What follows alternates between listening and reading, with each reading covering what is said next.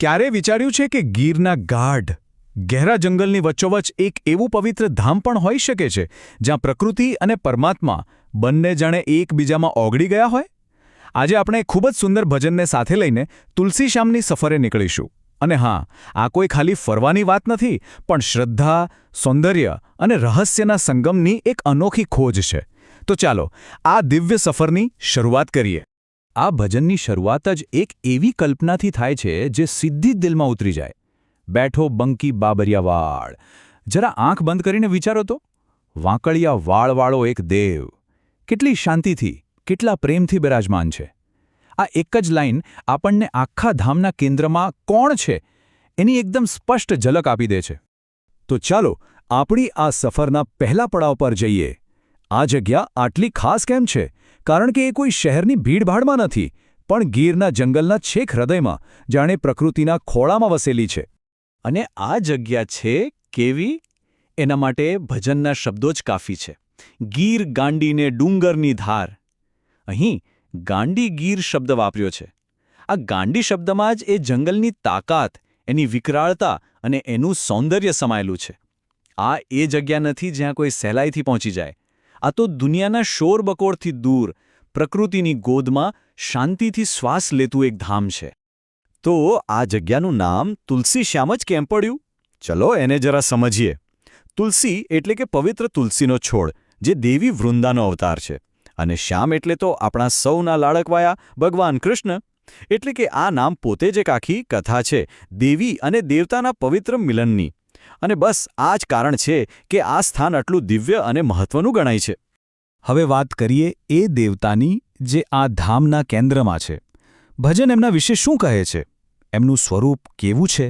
અહીં છે ને એક બહુ મજાની વાત છે. ગીત સીધું સ્થાનિક દેવતાની વાત નથી કરતું. પહેલાં એમના વિશાળ સાર્વત્રિક સ્વરૂપને યાદ કરે છે. જગના નાથને તો જગ આખું જાણે. એટલે કે એ ઈશ્વર જેને આખું જગત, આખું બ્રહ્માંડ ઓળખે છે. આ વાત છે એમની મહાનતાની. પણ પછી તરત જ એ જ ગીત એ બ્રહ્માંડના સ્વામીને એકદમ નજીક લઈ આવે છે, આપણા બનાવી દે છે. કહે છે કે એ જ તો વૃંદાના નાથ પણ છે. આ જ તો ખરી ખૂબી છે. જે ભગવાન આખા જગતના સ્વામી છે એ જ અહીં તુલસીના એટલે કે વૃંદાના પ્રિયતમ તરીકે પૂજાય છે. અને દુનિયા એમના આ પ્રેમાળ અને અંગત સ્વરૂપના જ તો વખાણ કરે છે. આજ તો આ ગીતની સુંદરતા છે, ખરું ને? એ ભગવાનના બે રૂપ એકસાથે બતાવે છે. એક તરફ એ અનંત બ્રહ્માંડના માલિક છે, તો બીજી જ પડે એ જ ભગવાન ઘટોઘટમાં વસે છે. એટલે કે દરેક ભક્તના દિલમાં, દુનિયાના દરેક કણકણમાં એમનો વાસ છે. તુલસીશ્યામમાં ખાલી આધ્યાત્મિક અનુભવ જ નથી, ત્યાં એક કુદરતી ચમત્કાર પણ છે. અને આ ચમત્કાર શ્રદ્ધા સાથે એવો તો જોડાયેલો છે, અને એ છે ત્યાંના ગરમ પાણીના કુંડ. અને આ ચમત્કારની જીવંતતા જુઓ. ગરમ પાણીના હજી કુંડ છલકાવે. આમાં સૌથી દમદાર શબ્દ છે હજી. એનો મતલબ શું થયો? કે આ કોઈ જૂના જમાનાની વાત નથી. આ કુંડ આજે પણ, આ ઘડીએ પણ ઈશ્વરની કૃપાથી છલકાઈ રહ્યા છે. આ તો એક જીવંત, ધબકતો ચમત્કાર છે. પણ આ કુંડનું મહત્વ શું? ગીત એનો જવાબ પણ આપે છે. થાય માનવ પાવન કરી સ્નાન જઈને. આનો અર્થ એકદમ સાફ છે. આ માત્ર ગરમ પાણીના ઝરા નથી.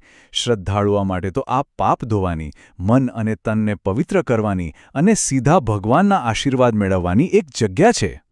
અત્યાર સુધી આપણે જંગલ જોયું, દેવતાના રૂપને સમજ્યા, ચમત્કારિક કુંડ વિશે પણ જાણ્યું. પણ આ બધી વસ્તુઓનો અર્થ શું જો ત્યાં ભક્ત જ ના હોય? સાચું કહું તો આ આખી યાત્રાનું હૃદય તો ભક્તની શ્રદ્ધા જ છે. તુલસીશ્યામ જવું એટલે ખાલી એક જગ્યાએથી બીજી જગ્યાએ પહોંચવું એવું નથી. અરે, એ તો ભગવાન સાથે સીધી મુલાકાત કરવાનો, કનેક્ટ થવાનો એક મોકો છે.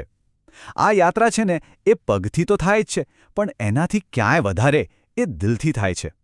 અહીં આવનાર વ્યક્તિ પોતાની બધી જ ભાવનાઓ, પોતાની બધી જ શ્રદ્ધા લઈને આવે છે. તો પછી ભગવાન સાથે જોડાવાનો રસ્તો કયો? શું કોઈ મોટા મંત્રો જોઈએ?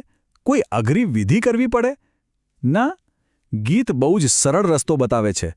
હાથે જોડી શ્યામને તો ભાવ કહી દે. બસ, બીજું કંઈ નહીં.